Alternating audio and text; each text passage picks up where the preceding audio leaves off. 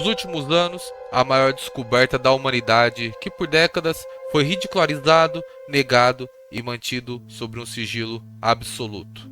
Não estamos falando de teoria da conspiração, mas de uma realidade reconhecida publicamente pelo governo dos Estados Unidos, pelo Pentágono e pelos serviços secretos militares. Fenômenos aéreos não identificados, os UAPs, objetos vistos, rastreados, perseguidos pelos pilotos de elite americanos. Objetos que exibem tecnologia tão avançada que simplesmente não podem ser explicados pela nossa ciência atual. Hoje, você vai entender como tudo isso começou a vazar e por que o governo dos Estados Unidos está sendo pressionado a falar a verdade. Depois de 5 anos, nós retornamos. Eu sou GMF e seja bem-vindo ao Além da Conspiração. Até pouco tempo atrás, o termo UFO era associado a piadas e teorias conspiratórias, mas nos bastidores, o assunto nunca foi tratado como brincadeira. O termo UAP, Fenômenos Aéreos Não Identificados, surgiu dentro das Forças Armadas Americanas para remover o estigma e classificar seriamente esse fenômeno.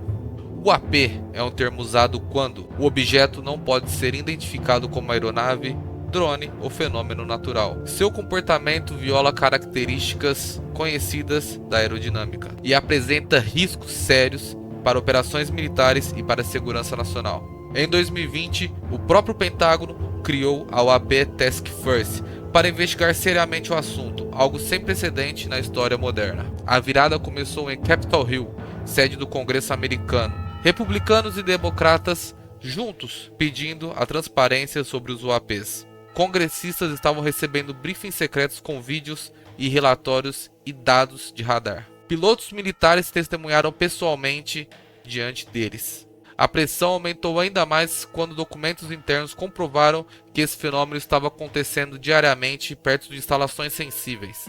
E a pergunta era inevitável: por que o governo escondeu isso por tanto tempo? Aqui começa a história de quem arriscou a sua carreira e talvez um pouco mais. Luiz Elizondo, funcionário do Departamento de Defesa por quase 20 anos, atuou em missões contra espionagem, antiterrorismo e narcotráfico. Trabalhou em programas de acesso especial, os mais secretos do país, reportava diretamente à Casa Branca e ao Conselho Nacional de Segurança.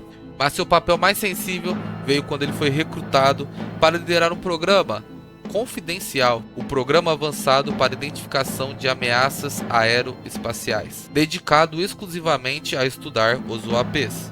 O que Elizondo encontrou lá deixou o mundo inteiro alarmado.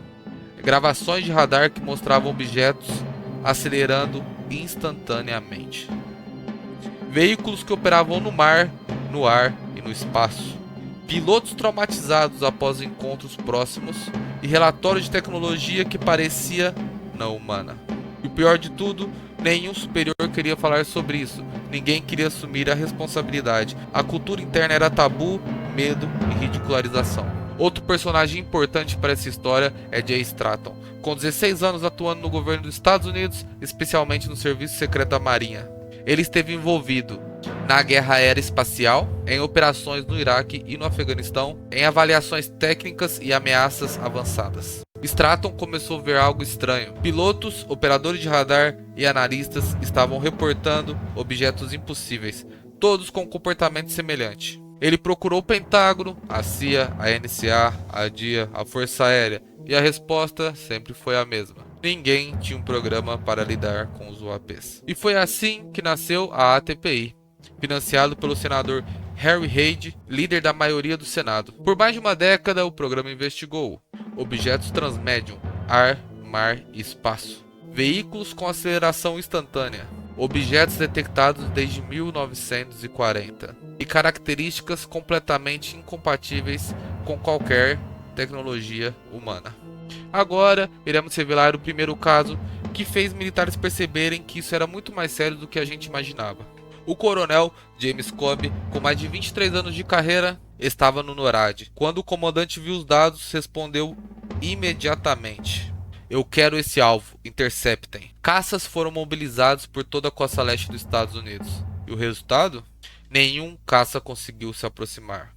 O objeto acelerava como se ignorasse qualquer lei da física. Nenhum míssil conseguiu o travar. E esse foi o primeiro sinal de que existia uma tecnologia muito mais avançada e superior do que a nossa. A essa altura, os corredores de Washington já sabiam, o fenômeno era real. Pilotos estavam em risco, instalações nucleares estavam sendo visitadas e monitoradas e o governo não fazia nada. Foi quando começou a vazar para a imprensa gravações reais de pilotos da Marinha que acabaram se tornando públicas. Vídeo hoje confirmado pelo Pentágono como verdadeiro e incluindo Flare One, Gimbal e Go Fast. E a narrativa mudou da noite para o dia. Elizondo percebeu que não haveria uma saída interna.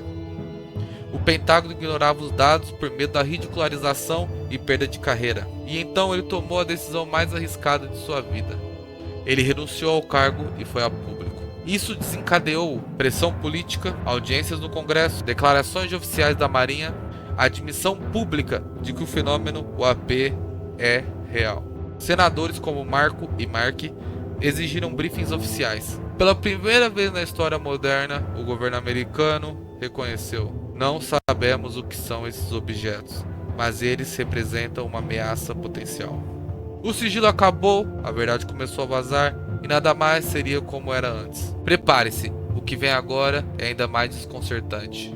Este é o lado que o público não deveria conhecer. Depois dos incidentes confirmados por pilotos como David e Alex, a alta cúpula começou a perceber o tamanho do problema. Relatórios internos mostravam que objetos desconhecidos eram vistos e analisados, registrados desde 1940. Eram detectados em zonas militares restritas, principalmente em áreas nucleares. Havia dezenas de vídeos e testemunhos consistentes. O Pentágono enfrentava uma realidade desconfortável. Algo estava operando nos céus e não era o que eles controlavam. Mas ao invés de admitir, a reação interna foi tentar conter. O programa ATIP nasceu oficialmente em 2007. Mas por que ele foi criado? A resposta está em 3 pilares. A pressão silenciosa dos militares. Pilotos estavam praticamente implorando por uma investigação real, relatórios eram arquivados sem análise e comandantes tinham medo de destruir sua carreira se mencionassem UFOs, o interesse de figuras poderosas. O senador Harry, junto de 2 colegas, Daniel e Ted, viu o problema de perto. Ted, inclusive, havia tido um encontro com o UFO enquanto servia de piloto no Alasca. E ele afirmava: isso não é ficção científica, eu vi com meus próprios olhos.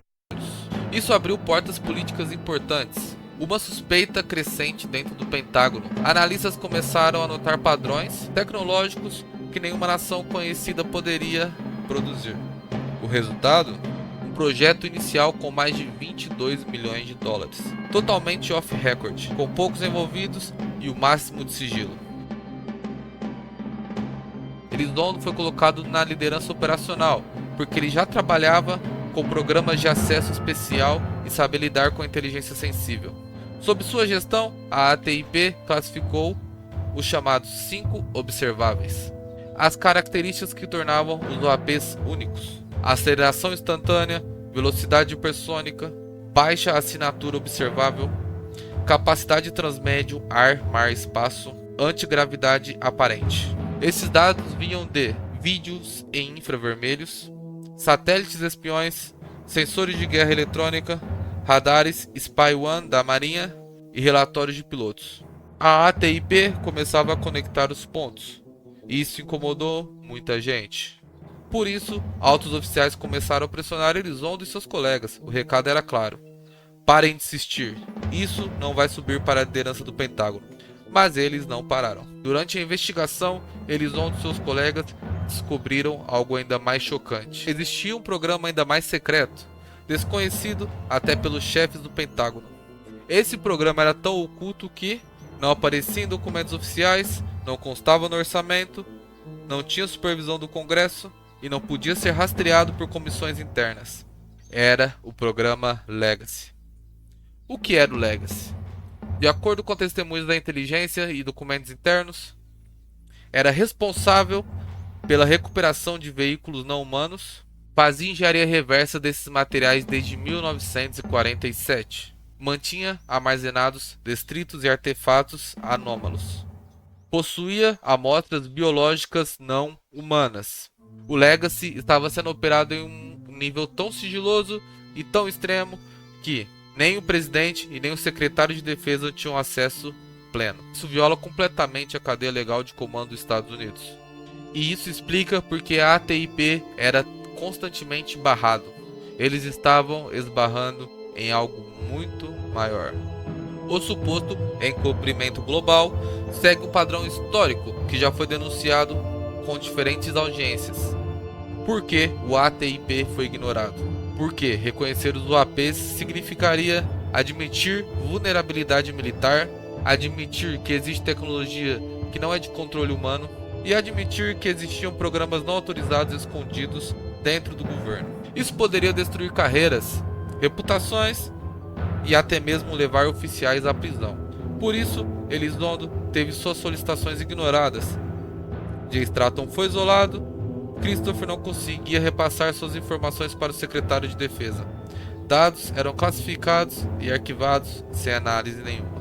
Estavam tentando expor uma realidade que o sistema não estava preparado para enfrentar. Chegou o momento em que Elizondo e Christopher entenderam. Se não falassem com o Congresso, tudo seria perdido. Mas como funcionários públicos, eles não poderiam falar com a imprensa. Então, só restava uma última escolha: renunciar a tudo. Elizondo deixou oficialmente o Departamento de Defesa em 2017. Christopher também saiu e juntos foram até o jornal New York Times, que publicou: Pentágono tem um programa secreto de UFOs. Esse artigo mudou tudo. Na mesma semana, o mundo inteiro teve acesso aos vídeos. A era moderna da transparência forçada começou. Efeitos biológicos e ameaça emergente. Agora chegamos à parte mais chocante: as lesões físicas reais associadas ao contato com os UAPs. O Dr. Gary Nolan, imunologista e pesquisador biomédico, foi procurado por dois homens que se identificaram como agentes da CIA. Eles queriam que ele analisasse exames cerebrais, ressonâncias, biomarcadores, inflamações sistêmicas de militares e agentes de inteligência que tinham tido interações diretas com os UAPs. O que Nolan descobriu foi assustador. Pessoas apresentavam danos cerebrais semelhantes a encefalite, cicatrizes internas e profundas, doenças autoimunes e severas, queimaduras eletromagnéticas, degeneração neurológica progressiva. Em alguns casos, o tecido cerebral parecia: é como se tivesse sido queimado por dentro. E a estatística mais terrível: 25% dos envolvidos nessas ocorrências, infelizmente, não sobreviveram. Entre os afetados estava Mike, oficial de inteligência da Marinha e Força Aérea Americana. Ele sofreu danos neurológicos após se aproximar de mais de um objeto. Nolan identificou que muitos desses pacientes exibiam o mesmo padrão: lesões associadas a campos energéticos intensos, muito acima do que tecnologias humanas normalmente emitem. Em 2020, após um ano de pressão, o Dr. Mark Esper, então diretor dos Serviços Secretos Navais, decidiu agir. Ele ordenou a formação de um grupo interagências, a UAP Task Force, com membros escolhidos da CIA, NSA, DIA, Marinha, Força Aérea, Energia Nuclear, Satélites de Reconhecimento e Cyber Defense. Objetivo: detectar, analisar e catalogar os UAPs. E quem foi escolhido como o primeiro diretor desse programa? J. Stratton, o mesmo que havia investigado o fenômeno por mais de uma década. Isso não é coincidência. Este foi o primeiro reconhecimento oficial com o governo americano de que a ameaça é real e precisa ser entendida. O que os militares concluíram após uma década de encontro? Que os UAPs exibem tecnologia superior, padrões de voo impossíveis, interesse em instalações nucleares, possibilidade de vigilância e coleta de dados, risco direto para pilotos e efeito físico severo em humanos. Tudo isso levou à classificação de que a ameaça é emergente e perturbadora. Não porque os objetos atacaram, mas porque podem se mover livremente em qualquer espaço aéreo ou domínio militar. Nem Rússia, nem China e nem Estados Unidos. Nenhuma potência mundial possui a capacidade de acompanhar essas aeronaves. Chegamos ao final desse episódio, mas não ao final dessa história. Na verdade, esse é apenas o começo, e a pergunta que nos resta é: quem está por trás desses objetos? Por que eles aparecem perto de instalações nucleares? O que realmente existe por trás do programa Legacy? E o que os governos sabem que não podem contar? A verdade está emergindo, e isso é questão de tempo até que venha tudo à tona. Se você gostou desse vídeo, já deixa aquele like, comenta aqui o que você achou, queremos saber a opinião de vocês, o que vocês acreditam e o que vocês acham que o governo está escondendo ainda mais de nós. Até a próxima e mantenha os olhos voltados para o céu.